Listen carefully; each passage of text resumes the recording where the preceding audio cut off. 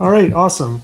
Well, today I am joined on the InsurTech Leadership Podcast by Randel Bennett. He is the CEO and co-founder of Quicksand. Randall's a repeat InsurTech builder who's lived both sides of the table, from major carrier and reinsurance environments and the messy reality of early stage execution.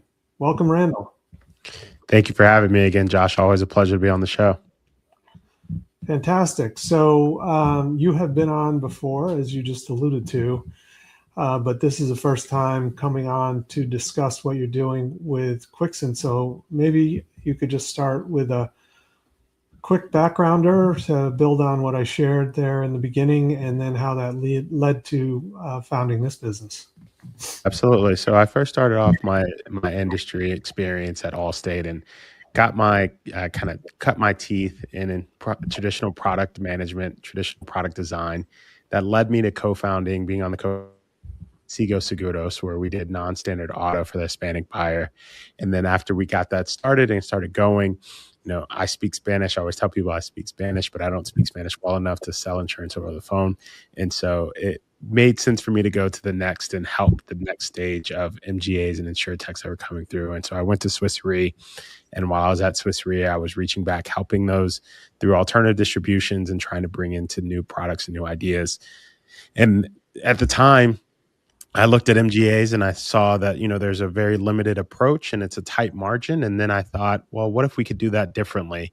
And so that led me to co-founding Quicksand with my co-founder, like you talked about, Glenn Yancey. And our entire approach has been to build an embedded infrastructure for performance guarantees. And right now we're focusing in specifically on commercial solar. Got it. So for those who maybe aren't as familiar, I mean, there's certainly been parametric insurance around. There's been, solar insurance around. So kind of what's the twist that you're bringing to the table in your model? Yeah, our model is that we're not going directly to solar owners. We believe that embedded insurance, parametric insurance, these things become a bit esoteric, even for someone with an insurance expertise and background. So we first want to partner with the business that's offering the core product and service that we're underlying. And so that becomes our first customer, making sure that they have the tools that they need to win their buyers. And the first product that we're speaking of is exactly that, a production guarantee for solar systems. So our production guarantee is tied to how much is the measured production from these solar systems versus the expected production. And so oftentimes you will see 7 to 13% difference in what was expected and what was actually produced. We believe that those that are investing in big solar systems, these big commercial and industrial systems, want that floor to be guaranteed. As fact, we are seeing this more and more in RFPs and RFQs where they're asking for this production and guarantee, and that's what we're here to deliver. Now, the prime contractor, the ones that are selling these solar panels and solar systems, they don't have the sophistication to be able to sell this. We do. We do have that background. We do have that weather data that we can use and leverage to make sure that the production is guaranteed up to 100%. Got it. And so is there like a unique data set you have access to, or is it something about the way you kind of analyze it in order to come up with your parametric models that makes it unique, or kind of what are you guys doing that enables you to take this approach? Yeah, it's a bit of both. So I'll hint at the secret sauce in that we have our own data models that we've built, proprietary rate and rule formulas and models that we have that we rely on. And then we're sourcing third-party data from a trusted vendor that we've been able to build that into. So it's all one unique flow that is able to measure down to, I believe it's 5 kilometers within a spot to detect how much sunlight has hit that spot within 5 kilometers. That data allows us to monitor on a continuing basis, to be able to look back historically what has been the amount that has hit that spot. And we're able to apply that to be able to look at this annually to do that annual true up. So over 1 year, the day that you actually buy the solar system and it's connected and it's ready to go, we will start monitoring it. And then at the end of year one, on the first anniversary, We will look back and see how much actually was the difference. If there was any difference, then we will pay it. If there wasn't any difference, we say, congratulations, it acted as it is expected. Let's wipe the slate clean and go into year 2. And so that's one of the things that we're hinting at, is that we're not carrying production forward over year. We're looking at it individually, 1 year at a time. Got it. And so does that mean it's a 1-year policy that has to go through an underwriting process over and over again, or how does that work? That's a great point. Ours are typically 5 years. So we structure along with the customer, and our customer in this case being the retailer. Typically the end buyer wants to see at least 2 years of coverage. So on average, we structure this as a 5-year term. We can cover it up to 25 years, but it all depends on what the customer wants to impart to their end customer and how they want to offer and how they want to win deals. Got it. And so is this in addition to other more traditional insurance that they would have, for the project, or does it replace it, or how does it all fit together? This is an enhancement to what you already have. They will already have property and they'll already have liability coverages, but nothing is kind of guaranteeing that yield. And that's where we're focused in on. We designed this really intentionally to scope it really tightly on what we wanted to be able to cover first and foremost. As we start to look ahead, this architecture already supports the traditional insurance that they might have today that we might be able to supplant and replace in the future. But we were focused in on our scope intentionally, and that scope is just the yield. Got it.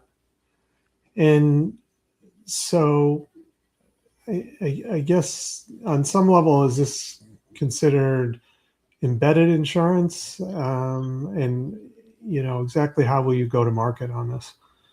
It is 100%. We consider it embedded and parametric. So we go to market talking to solar installers and prime contractors within the solar space. And our team has really fallen in love with the solar industry space. You'll see a lot of my team members will go online and post in LinkedIn. They're attending these conferences, becoming leaders in the space. We wanted to understand what the problems were. How is it getting adopted? We found numerous kind of public and private RFPs, RFQs that call out this production guarantee requirement. And listen, we thought it made a lot of sense because buying solar panels are hard. Taking this leap into something like this, that's a huge investment, is very hard. And so if you can come up and say, hey, make sure that this is guaranteed so it's one less thing to worry about, we understand and it makes sense. And so we wanted to first go after prime contractors because they are allowed to win more business with this product in their tool belt. And then afterwards, we'll be able to go after more along the same lines. But the way we see this as go to market is first winning over the contractors to make sure that they have the tools that they need. And then from there, supporting the projects as they come through. Got it. And how would they have tried to solve this problem without you, or how have they? That's a great question. So the way that they solved this problem beforehand without us is a really informal process. They would either just say, they would just answer the RFP saying, yes, we can do it, or they wouldn't answer at all. Right. So they would kind of just be the shrug and hope and say, yeah, we will guarantee it. But really, there's nothing that is programmatic or standardized around it. They would have just been a servicer more than likely, instead of actually letting someone else take over this and administer that for them. They would have tried to do it themselves, or they would have just said no. We've heard a lot of customers that have said, yeah, we haven't even responded to RFPs because we don't know how to answer this. And that's something that we said, okay, yes, perfect. We can help you solve that problem. Got it.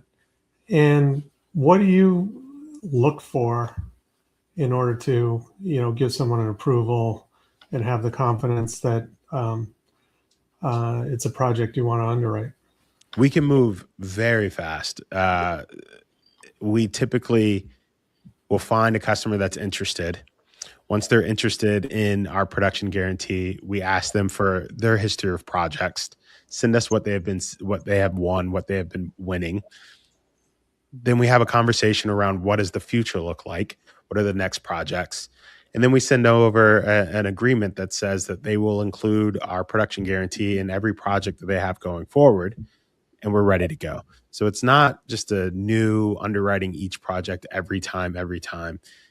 we're giving the customer, we're empowering them to be able to make these choices and run their business in the way that they want to run it, in the way that they have been running it. And so that's the very simple approach. But we need to see your past, we need to understand your future, and then we'll sign an agreement. And it becomes every year that's an opportunity to renew that agreement and say, oh, your expected has looked like what we expected, or the actual has looked like what we expected from a project portfolio standpoint, or it hasn't looked exactly like we expected. We need to make some adjustments.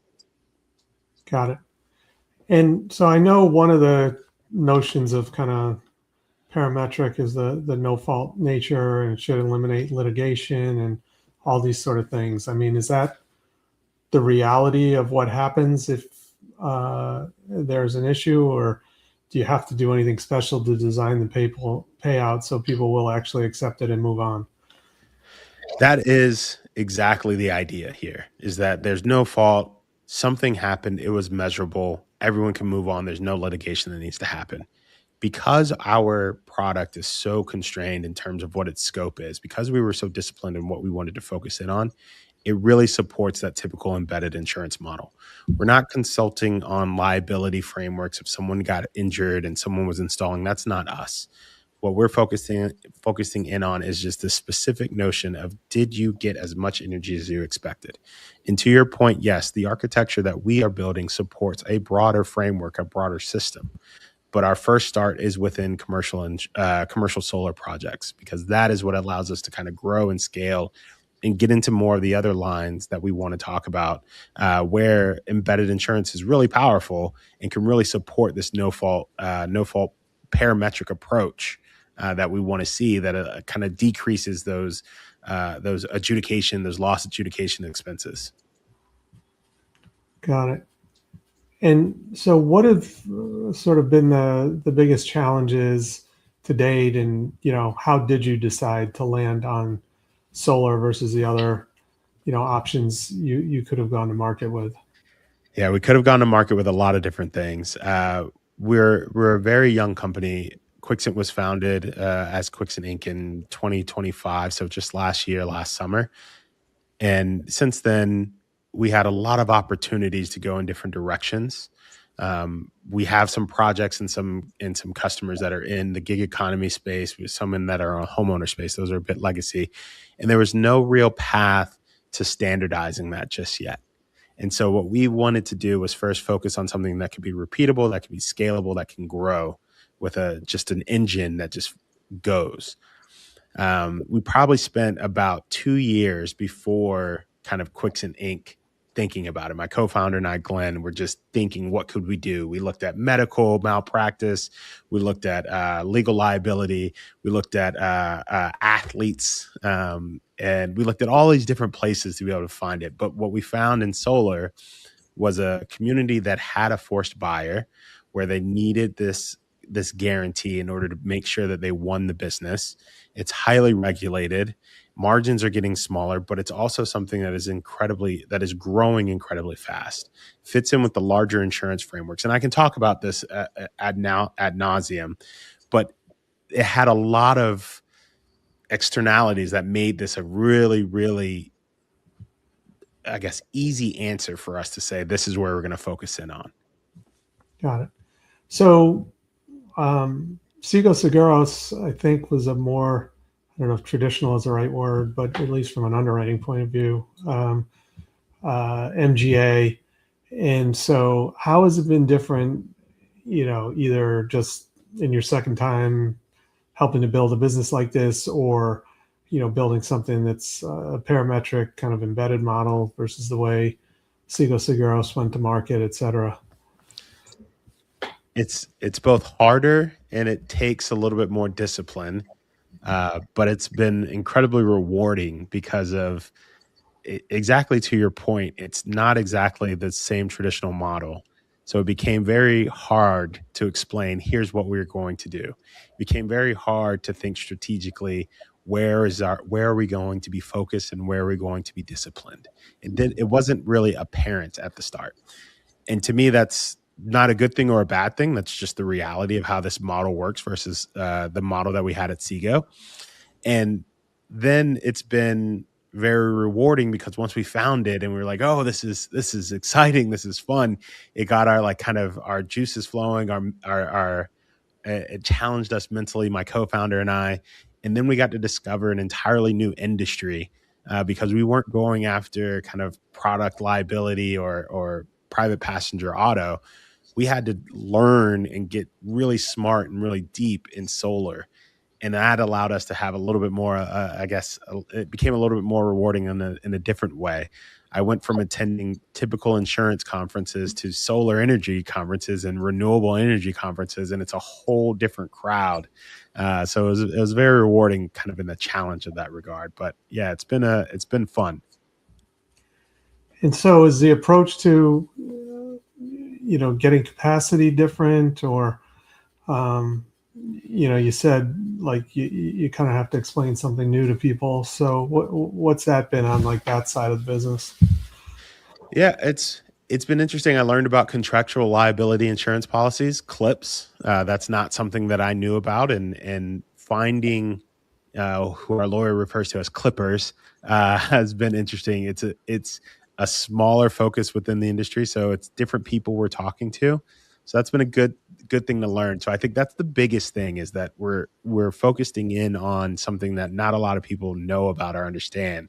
So you have to find the right niches, the right people, and that's been something that we've been able to do. But it's at the end of the day, it's, hey, here is the risk, here is how we measure the risk, here's how much premium we collect for it, here's our target loss ratio. And so it's still, at the end of the day, it's still insurance, but it has been kind of more of a narrower find within the industry.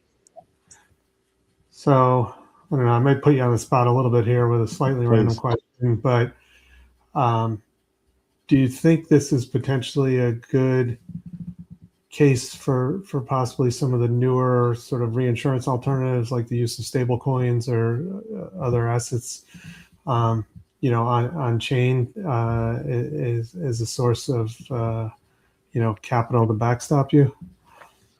That's a good question. Earlier in our earlier last year, we explored some of this, and I think the answer most directly is yes. That because this can be so clearly defined, because the risk is so nominal, that yes, it would break up in tranches very well. And I think that could absolutely be supported by some of these novel uses that are coming in. Yeah, cool. And so just changing topics a little bit here. So you're one of the people in the industry who's kind of gone from like, incumbent to startup to reinsurance incumbent to another startup, or, maybe some consulting in between, et cetera, et cetera. But, what's that been like? Like, did you always know you kind of wanted to come back to a startup, or, how did it happen for you? I did not know this. When I came back to the startup, the first person I talked to was my wife, and the first thing she said was, "Oh my God, we're doing it again." So I did not intend to do this. But I guess I'm stubborn and I'm hard headed. So when I find this problem that I really think that we can solve and do something for, I want to get in and I want to solve it. I want to do it. I think the back and forth between different natures and within different sectors of the insurance industry. I often tell people I'm like someone that's worked at a restaurant and I've done everything in the restaurant, and it makes me a better restaurateur, for lack of a better word. Like, I understand these things now better than I could have done before. I've seen it when it's big, I've seen it when it's small, and in all in all use cases within the industry, there are ups and downs to it, right? I'll put it very widely that being at an incumbent, the ups is that you're going to get your salary, you're going to get paid, you're going to have the resources that you need. The downs are that you have a lot of people that have to agree before you can launch something. In a startup phase, you don't have a whole lot of people that need to say yes before you launch something. but the resources may not be the same. And so it has its ups and downs, and it's been nice to be able to see that and weather those ups and downs that has made this a really fun kind of career for myself. Yeah. And for those who, in the current environment, maybe are seeing sort of a, I don't know, if renaissance probably isn't the right word, but a pick up again in insurance innovation. And, it's certainly not easy for early stage companies to raise right now. And I know that's a process you're kind of about to enter into, but, there is capital coming in, and there is definitely, recognition that there is still much more innovation that's needed in the industry. For those who are contemplating making the move from a carrier or reinsurer or any kind of incumbent to possibly going to a startup, what advice would you give them? Humility, I think, is the big thing I would say. I've been reflecting a lot recently. I wasn't the CEO of Sigo. I was one of the co-founders. I was the head of insurance, and I remember just not understanding. I remember just being so frustrated, and so now where I'm the CEO and the CEO co-founder, everything is on my shoulders. And now I have so much more appreciation for our CEO when I was at Sigo and the challenges that he had to face that I never knew about. I was kind of protected, for lack of a better word, protected from. And so when you're coming in and you're thinking about if you're thinking about joining as a co-founder or coming in, fifth hire, sixth hire, et cetera, and you've never worked in a startup, you got to understand that it may not be exactly what you think. Come in with this blank slate. Like, there's a whole new way of thinking about things that you have to get adjusted to and comfortable with. If you're coming in if you're thinking about launching and you're going to be the CEO, power to you. It's going to be exactly like you said. It's going to be a tough ride. You're only going to get enough pre-seed capital that's going to be enough to get started, and it's going to be still hard for you. You're not going to be de-risked until you get traction. But it's a very rewarding journey even if you learn so much in such a short period of time. And so my advice to those that are coming into the industry, welcome. It's going to be a fun ride. Figure out how you kind of still find the time for the things that you need in that phrase. There's going to be a lot of pressure that you're putting on yourself, finding the right space to be able to still, whether that's go for walks in the afternoons, go bike riding. Some of those things are really important that you don't see. Making time for family, making time for friends, those things become really challenging, but you find a way to persevere, make sure that you still make space for that. Those are the biggest things that I would come with. And then building a strategy is what's going to help you be successful. What is your strategy? What is your business going to do? What are you focused in on? That's going to prove what's successful, I believe, in getting that early funding. So you've had, different lenses into the industry in your different stops in your career. Anything in particular, like a belief about insurance that's changed just in the last year since working on this problem with Quicksand? It's a really strong question. I think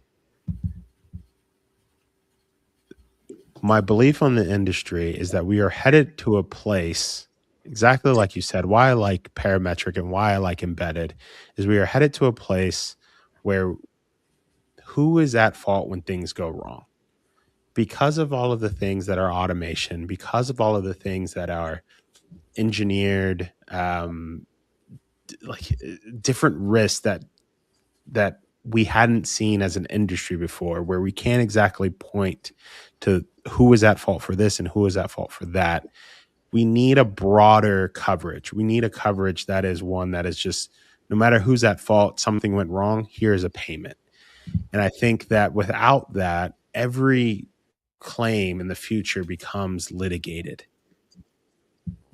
Every challenge that we come up with has a back and forth.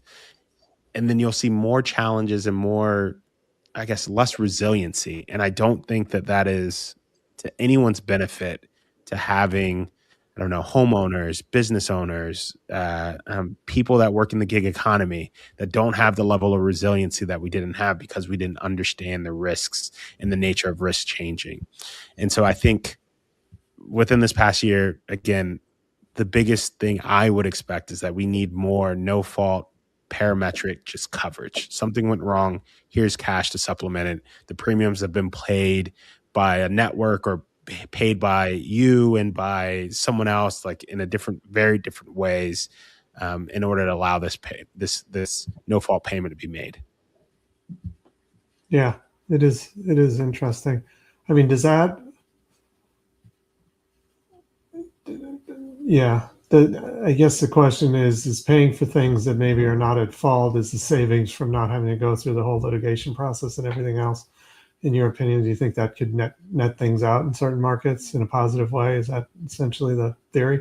Yeah, I mean, the theory is that if without no fault payments, then a $5,000 claim becomes $5,000 of a claim, but $25,000 in litigation costs, which, yes, it nets out to just paying the $5,000 early versus trying to argue who goes back and forth. Yeah. So, as I mentioned, I know you're looking to go, out to raise. Do you want to discuss that at all here, or are you? Yeah, absolutely. We're opening a $2.5 million seed round now. We're actively looking for the lead. The use of proceeds is going to be pretty straightforward. We want to accelerate our demand generation. We want to accelerate our sales. We want to accelerate our marketing. And then we think that the underlying workflow and that the evidence will make this much more kind of bindable and repeatable. So this is where we're going to market, where we're going to be successful is in solar. As we start to build this out, we believe that it's the embedded in the prime contractors, like kind of contract package that they're offering. It's allows us to be able to make this repeatable, make this grow. And if you're a seed stage investor who leads and you want to dig into this and you want to understand kind of our process, please DM me on LinkedIn. I'll respond personally. And yeah, we're opening it up now. And so for those potential investors out there, or anyone else who's listening, if you're to look out, say 3 years, maybe 5 years, as to where Quixen is and kind of where you're going at that point, what would you say? I would say the vast majority of solar projects in the U.S. now include a Quixen Sunshine Guarantee, where we are guaranteeing the production value that's coming out of those solar projects. And then in 5 years, we will expand it into more lines that we are covering within the solar business. We will probably expand it outside of solar into gig economy or homeowners. And we are building this parametric embedded insurance framework that we've already started today. All right, great. Well, Randel, anything else you'd like to share before we wrap up? No, I think this has been good. I think this has been a wonderful time. Thank you for having me. I enjoy being on the show always. I did get a little chuckle out of you, so that's a personal win for myself. And yeah, it's a fun time always. All right, great. Well, thanks for updating us on what you're doing, and good luck on the raise. And Randel Bennett, CEO and co-founder at Quixen, thanks so much for joining me on the InsurTech Leadership Podcast. Thanks, Charlie.